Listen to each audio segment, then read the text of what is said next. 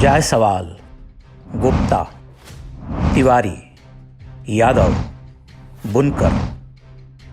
कोई आपसे कहे कि ये फिल्मों के नाम हैं तो आप क्या कहेंगे? यही कि हो नहीं सकता। फिल्मों के नाम भला ऐसे होते हैं? मुंबईया फिल्मों को देखने तो यही लोग जाते हैं। इन जातियों का तो भारत के इतिहास में गौरवपूर्ण स्थान रहा है। अनेक महापुरुषों ने इन जातियों में जन्म लिया, जिन्होंने देश और समाज के भले के लिए काम किया। फिर उनके नाम पर कोई फिल्म क्यों नहीं बनती? पठान क्यों बनती है? मुसलमानों में एक जाति है पठान। इनको पश्तून भी कहते हैं और इनका मूल निवास अफगानिस्तान और पाकिस्तान के बीच का क्षेत्र माना जाता है। ये वो लोग हैं जो मुसलमानों की अन्य जातियों को अपने से निम्न मानते हैं। उनका छुआ पानी भी नहीं पीते। रोटी बेटी के लिए रिश्ते की बात तो भूल ही जाइए। तो फिर ऐसे जातीय समुदाय के नाम पर फिल्म बनाने का क्या उद्देश्य है? पठानों में ऐसी क्या विशेषता होती है कि उनका महिमा मंडन किया जाए, वह भी भारत जैसे देश में जहां पठान आक्रमणकारी के रूप में आए थे? पठानों का इतिहास पढ़ें तो आपको लगेगा कि मुगल तो इनके आगे देवता थे। भारत के जिन सुल्तानों ने वर्ष 1200 से 1526 ईस्वी तक शासन किया, उनमें अधिकांश अफगान अथवा पठान थे। आज जो पाकिस्तान का पूरा क्षेत्र है, इसका इस्लामीकरण पठानों ने ही किया था। पठानों की क्रूरता का अनुमान इसी बात से लगाया जा सकता है कि अकेले महमूद खिलजी के हरम में 35,000 हिंदू स्त्रियां गुलाम बनाकर रखी गई थीं। महारानी देवी पद्मिनी और कर्णावती के जौहर की घटनाएं पठानों के कारण हुई। विभाजन के समय पंजाब और बंगाल में पुलिस बल में बड़ी संख्या में पठान और पंजाबी मुस्लिम सिपाही और अधिकारी थे। हिंदुओं और सिखों के नरसंहार में इनकी सबसे बड़ी भूमिका मानी जाती है। दिनेश चंद्र सिन्हा और अशोक दास गुप्ता की पुस्तक 1946 the great Calcutta killings and Noakhali genocide में बताया गया है कि हर स्थान पर हिंदुओं पर हमले पठान पुलिस वालों ने किए। उन्होंने हिंदुओं के मकान जलाए और महिलाओं के साथ दुर्व्यवहार किया। लेखक गुरबचन सिंह तालिब ने अपनी पुस्तक Muslim League attack on Sikhs and Hindus in the Punjab 1947 में इसी तरह का वर्णन किया है। उन्होंने बताया है कि पाकिस्तान के हिस्से में गए पंजाब और उत्तर पश्चिमी सीमांत प्रांतों में सिखों और हिंदुओं पर ढेरों हमले हुए। महिलाओं के साथ बर्बरता हुई। ऐसी अधिकांश घटनाओं के पीछे पठानों का हाथ था। इसी पुस्तक में उन्होंने उन घटनाओं का वर्णन किया है जब पठानों ने हिंदू और सिख महिलाओं का अपहरण करके उन्हें सेक्स स्लेव बनाकर बेचा। यह किसी आश्चर्य से कम नहीं कि पठानों के बर्बर इतिहास के पश्चात भी बॉलीवुड में पठानों का महिमा मंडन होता रहा है। विभाजन के ही कालखंड में पृथ्वीराज कपूर ने एक नाटक का मंचन आरंभ किया जिसका नाम था पठान। इस नाटक में दिखाया गया है कि कैसे विभाजन के दंगों के समय एक पठान अपने हिंदू दोस्त के बेटे को बचाने के लिए अपने इकलौते बेटे की बलि दे देता है। पृथ्वी थिएटर्स का यह नाटक पठानों की वास्तविकता को छिपाने का पहला बड़ा प्रयास था।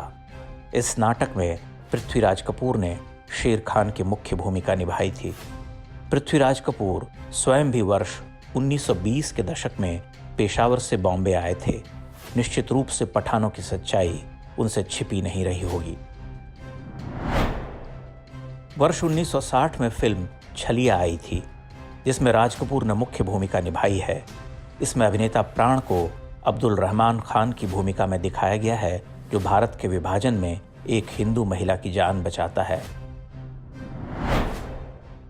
एक वर्ष बाद 1961 में फिल्म काबुलीवाला आई, जिसमें बलराज साहनी ने नेक दिल पठान की भूमिका निभाई है।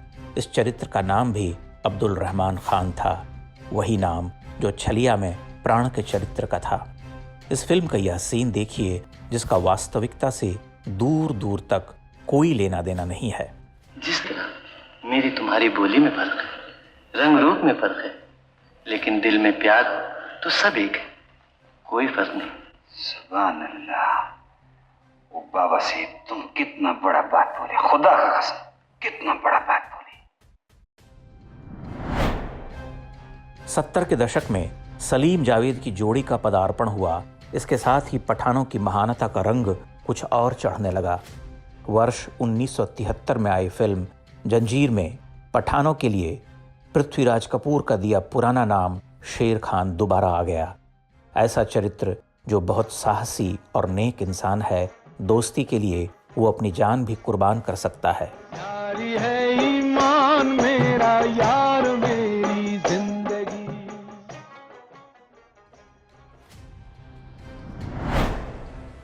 इतिहास से पता चलता है कि पठानों में मित्रता का कोई भाव नहीं होता था। पीठ पर छुरा भोंकना हमेशा से उनकी विशेषता रही है। ऐसा वे शत्रुओं के साथ ही नहीं, आपस में भी करते हैं। यह मात्र संयोग नहीं कि जंजीर फिल्म 1971 के बांग्लादेश युद्ध के ठीक बाद बनाई गई थी। इस युद्ध के कारण हिंदुओं में जागृति आने का भय था। जब ऐसी कोई फिल्म आती है तो लोगों के मन में यह भाव उत्पन्न होता है कि सारे मजहबी लोग एक जैसे नहीं होते, कुछ अच्छे भी होते हैं।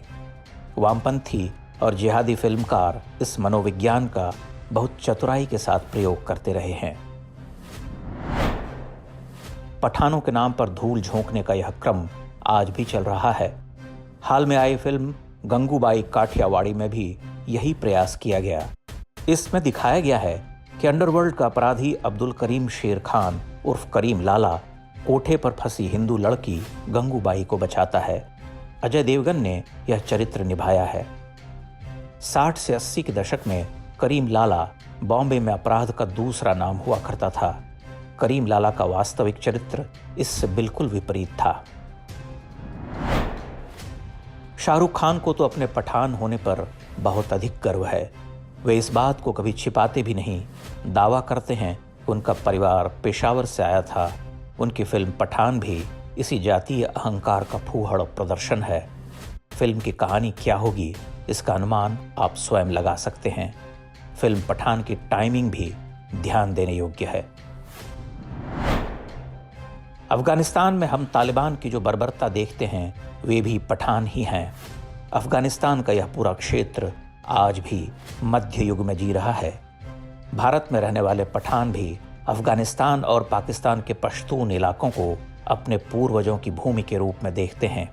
हालांकि इनमें से अधिकांश वे हैं जिन्होंने पठानों के आक्रमणों के समय तलवार के डर से मजहब बदल लिया था। ओसामा बिन लादेन जिस एबटाबाद में मारा गया था, वह पूरा क्षेत्र भी पठान बहुल है। लादेन ने उसी क्षेत्र को सबसे सुरक्षित माना जहां इनकी आबादी सबसे अधिक थी।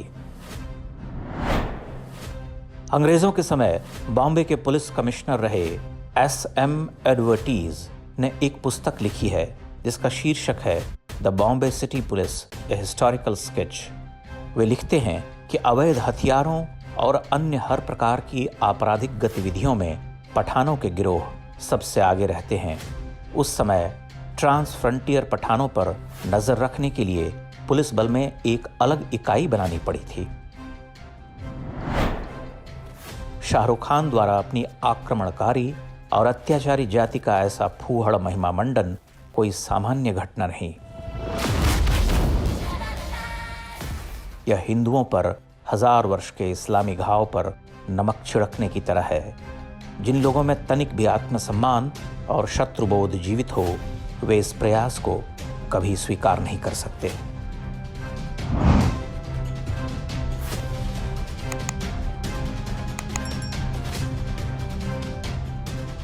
इंडेक्स ऑनलाइन के वीडियो समाज को समर्पित हैं। आप इनको डाउनलोड करके जैसे चाहे वैसे प्रयोग कर सकते हैं। चाहे तो आप हमारे टेलीग्राम चैनल से जुड़ सकते हैं। वहां सारे नए पुराने वीडियो आपको मिल जाएंगे। हमारे सोशल मीडिया लिंक हर वीडियो के डिस्क्रिप्शन में होते हैं। हमारा एकमात्र उद्देश्य हिंदू समाज को जागृत और एकजुट करना है। इसमें सहभागी बने। धन्यवाद।